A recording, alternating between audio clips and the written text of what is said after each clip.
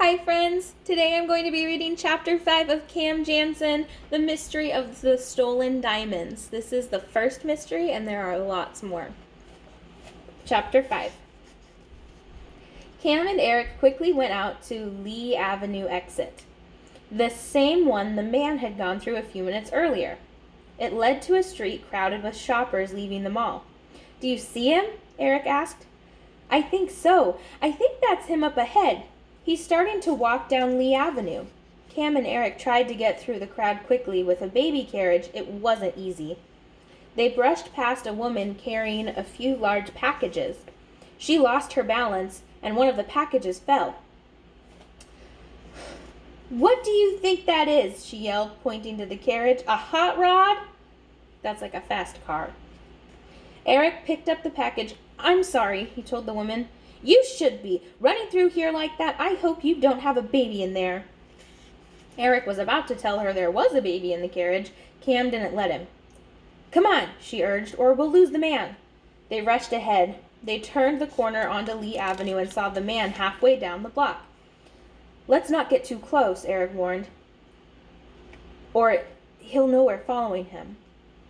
They were careful to keep a good distance behind the man. It didn't help. When the man reached the corner, he turned and looked straight at them. "He saw us," Eric whispered. "What should we do?" "Keep walking. If we stop, whenever he does, he'll know we're following him." The man stood still and waited. After Cam and Eric pushed the baby carriage past him, he turned and walked down Minnow Road. Cam and Eric kept walking until the man was out of sight. Then they turned and walked back to the corner of Minnow Road.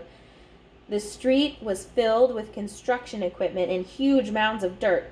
A row of old houses was being torn down. Cam and Eric saw the man walk into the last house at the far end of the street. "It's almost 12, Eric said. "My mother will be waiting. Let's go back and call the police." "And what will we tell them?" "If those women and Mr. Parker are right, we're following an innocent man. As soon as we know something, we'll call." Cam crouched and made her way down the street. "Come on," she called in a loud whisper. Eric crouched too as he pushed Howie's carriage and followed Cam. There were piles of dirt and sand all along the sidewalk. When they were behind a huge mound of dirt in front of the last house, Cam collapsed. "We made it," she said. "What do we do now?"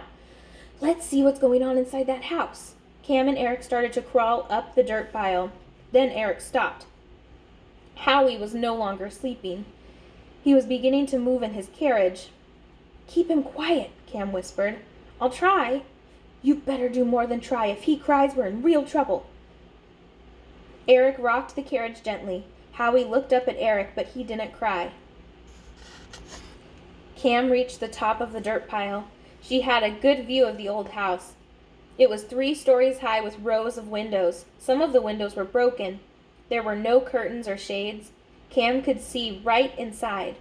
Through a large window on the first floor, she saw the man they had followed. He wasn't alone. The couple who had just left the jewelry store after the robbery was there too. Cam quickly crawled down the hill. "I was right, Eric." "Shh," Eric pointed to Howie. "I think he's going back to sleep." "They're all in there," Cam whispered. "The runner and the couple we saw leaving the store. They're all working together. The runner made all that commotion to keep the police from catching the real thief." "What about the woman and the baby?" "Maybe they figured no one would suspect a man who went shopping with his wife and baby. If they did, they were right. You saw what happened when they left the store. They just walked away and almost no one noticed." "Let's go back now," Eric urged, "and get the police."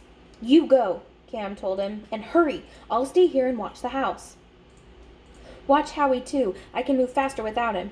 Eric ran off before Cam could tell him she didn't know how to watch a baby. Cam sat back against the pile of dirt and waited. It was very quiet. Cam looked around, then she saw why it was so quiet.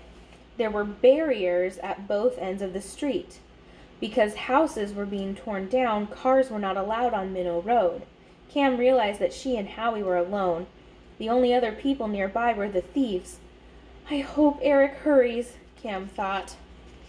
Whoosh! Something dropped on the ground. Cam looked up. A squirrel running along the branch of a tree had dropped an acorn. Howie started to cry. Oh no, Cam thought. What would Eric do? Cam said, click. Sometimes just saying it helped her remember. It did. Cam remembered the insulated bag and that Howie couldn't drink milk and cry at the same time. She took the bottle out of the bag. Then Cam heard another noise. She dropped the bottle and looked up. This time, it wasn't a squirrel. That's the end of chapter 5. I'll post another video with chapter 6. Bye, friends.